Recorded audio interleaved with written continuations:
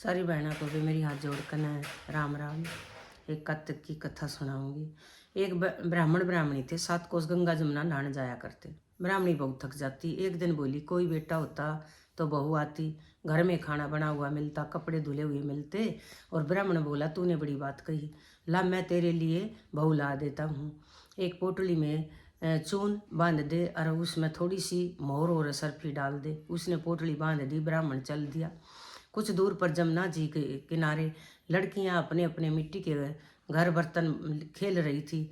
उनमें से एक बोली, मैं तो अपना घर नहीं बिगाड़ूंगी, मुझे तो रहने को चाहिए। ब्राह्मण को वही लड़की मन भा गई। अपने मन में सोचने लगा, यही एक समझदार सी लड़की है। वह उसके पीछे पीछे हो लिया।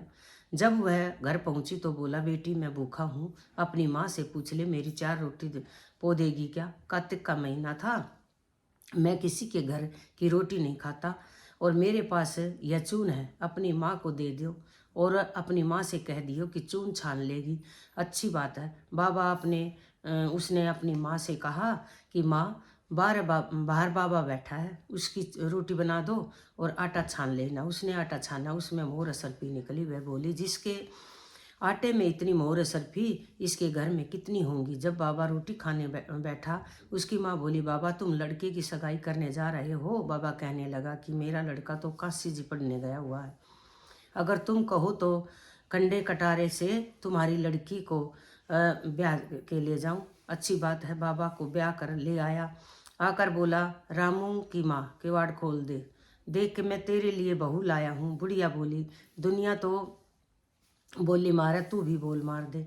हमारे तो 7 जन्म भी बेटा नहीं है, तो बहू कहाँ से आएगी ना? तो तू किवाड़ खोल दे। उसने किवाड़ खोले तो सामने बहू खड़ी थी। सास आदर सत्कार से बहू को अंदर ले गई और बूढ़े बुढ़िया नहाने जाते। बहू सारा काम करती, खाना बनाती, कपड़े धोती, रात को उनके पाँव दबाती। इस तरह से बहुत समय निकल गया। सास बोली, बहू चूल्हे को की आँच न बुझने दियो, मटके का पानी न खत्म होने दियो। एक दिन चूल्हे की आँच बुझ गई। भागी भागी बहू पड़ोसन में गई। बोले, पड़ोसन मुझे थोड़ी सी आँच दे दो, मैं चूल्हे की आँच बुझ गई।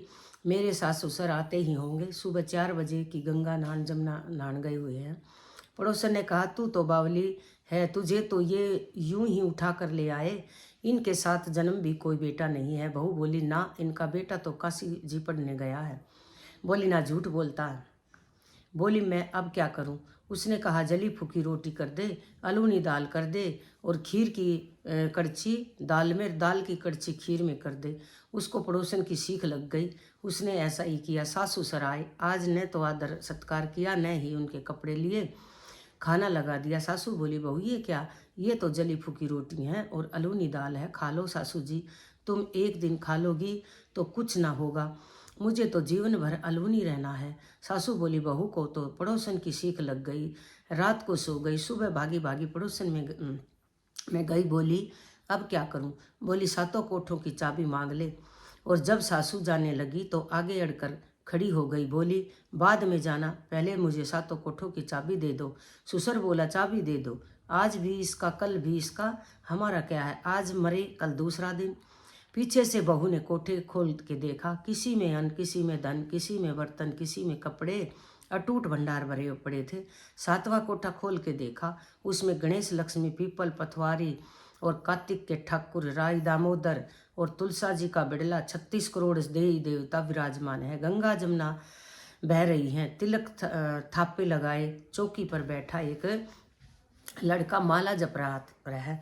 बोली, तू कौन? मैं तेरा पति हूँ, किवाड़ बंद कर दे और मेरे माँ बाप आएंगे जब खोलियो। अब तो बहू बहुत खुश हुई। 36 प्रकार के भोजन बनाए, 16 श्रृंगार किया, राची माची डोले, सास ससुर आए, बड़े प्यार से उनसे बात की, उनके कपड़े धोए, खाना खिलाया।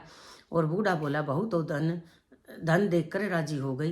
बहू सास के पैर दबाती जाए और कहती जाए, माँ जी तुम इतनी दूर 12 कोस गंगा जमुना नहाने जाती हो, थक जाती होगी, तुम घर में नहा लो, नहा लिया करो। सास बोली, बावली कहीं घर में गंगा जमुना बहती है? बहू बोली, हाँ माँ जी, चलो मैं दिखाती हूँ। उसने 7वां कोठा खोल कर दिखाया। उसमें गणेश, लक्ष्मी, पीपल, पतवारी, तुलसा, कार्तिक के ठाकुर, राय, दामोदर, शिव पार्वती, 36 करोड़ देवी देवता विराजमान है। गंगा जमुना बह रही है। तिलक थापे लगाए चौकी पर बैठा एक लड़का माला जप रहा है। माँ बोली, तू कौन? बोला, माँ मैं तेरा बेटा हूँ, तू कहाँ से आया? मुझे तो कार्तिक के देवता ने भेजा है। माँ बोली, बेटा ये दुनिया क्या जानेगी, क्या जानेगी?